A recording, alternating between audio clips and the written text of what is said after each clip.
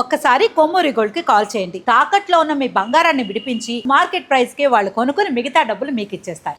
గురుగారు, ఈ ఏడాది మూల నక్షత్రం వారికి ఎలా ఉండబోతుంది అంటారు? మూల 4 పాదాలు కూడా ధనుర్రాశిలోకి రావటం అనేది ఉంది. అయితే మూల నక్షత్రం వారికి కొంతవరకు ఒడిదుడుకులు ఉన్నాయి ఈ సంవత్సరం. ఏ రకంగా ఒడిదుడుకులు ఉన్నాయి అంటే కనుక ఆరోగ్య విషయంలో కొంతవరకు జాగ్రత్త తీసుకోవాలి.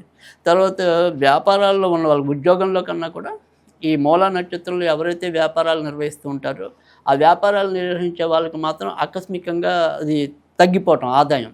అంటే ఇప్పటిదాకా మనం ఒక ఏడాదికి కనీసం ఒక 4-5 లక్షలు సంపాదిస్తున్నాం అనుకుందాం. ఈ 4-5 లక్షలు తెప్పినా సరే 1 లక్ష తగ్గితే మనకంత పట్టించుకోం. కానీ ఉన్నట్టుండి ఆ 4-5 లక్షలది హఠాత్తుగా 1 లక్షకు వచ్చేయచ్చు. సో ఆ రకంగా సడన్ ఫాల్స్ అనేవి. సో అలా ఆకస్మికంగా కిందకి జారిపోవటం అనేది ఈ ఏడాది ఎక్కువ ఉంటుంది. సో అందుకని మూలా నక్షత్రం వాళ్ళు వ్యాపార రంగంలో ఉంటే మాత్రం ఎప్పటికప్పుడు మార్కెట్ని గమనించుకుంటూ నిర్ణయాలు తీసుకోవడం, ఎక్కడ మనం ఏమంటాం తొందరపాటుగా అలా పెట్టుబడులు పెట్టుకుంటూ వెళ్లకుండా ఉండటం అనేది. తర్వాత ముఖ్యంగా ఈ మూలా నక్షత్రంలో ఎవరైనా సరే ఈ ఏడాది అంటే షేర్ మార్కెట్లో ఒకవేళ ఉంటే కనుక వాళ్ళకు కూడా నష్టాలు ఎక్కువ పొందే అవకాశాలు ఉన్నాయి. కనుక మూలా నక్షత్రం వాళ్ళు మాత్రం కొద్దిగా ఇలా ఉద్యోగాల్లో ఉన్న వాళ్ళకి మరీ అంత కష్టం లేదు. ఇలాంటివి ఏమైనా సరే షేర్ మార్కెట్ రంగంలో ఉన్న వాళ్ళకి కానీ వ్యాపార రంగంలో ఉన్న వాళ్ళకి ఇలాంటి వాళ్ళకి కొంతవరకు ఇబ్బందులు ఎక్కువ పడే అవకాశాలు ఎక్కువగా. వివాహపరంగా మాత్రం చిక్కులు ఎదుర్కొనడానికి ఉన్నాయి. సంబంధాలు అయితే కనుక దగ్గర వచ్చి కుదరకుండా ఇబ్బంది చేజారిపడే పరిస్థితి అయితే ఎక్కువ ఉంది.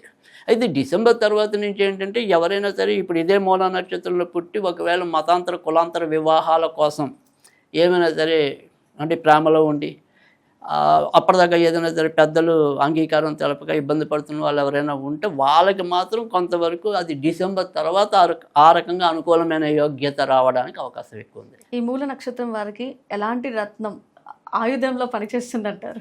తప్పకుండా. సో మూలా నక్షత్రం వాళ్ళకి ఆయుధం అనుకోండి అంటే మామూలుగా సాధారణంగా అయితే కనుక మనం పిల్లికన్ను వైడూర్యం అనేది చెప్తూ ఉంటాం. కానీ ఇందాక మనం చెప్పుకున్నాం ఇలాగా ఒడిదుడుకులు అనేవి ఎక్కువగా కనిపిస్తున్నాయి ఈ రకంగా అని చెప్పి. సో మూలా నక్షత్రం వాళ్ళు వైడూర్యం కన్నా కూడా ఈ ఏడాది కనకపుష్పరాగం పెట్టుకోవటం వల్ల ఇటు ఆరోగ్యం కూడా కరెక్ట్గా ఉండడానికి ఒకటి, తర్వాత ఆర్థిక వనరులు కొంతవరకు ఇబ్బంది లేకుండా ముందుకెళ్ళడానికి అవకాశం ఉంటుంది. కానీ కనకపుష్పరాగం పెట్టుకోవటం వల్ల మంచి జరిగే పరిస్థితి ఎక్కువ ఉంటుంది.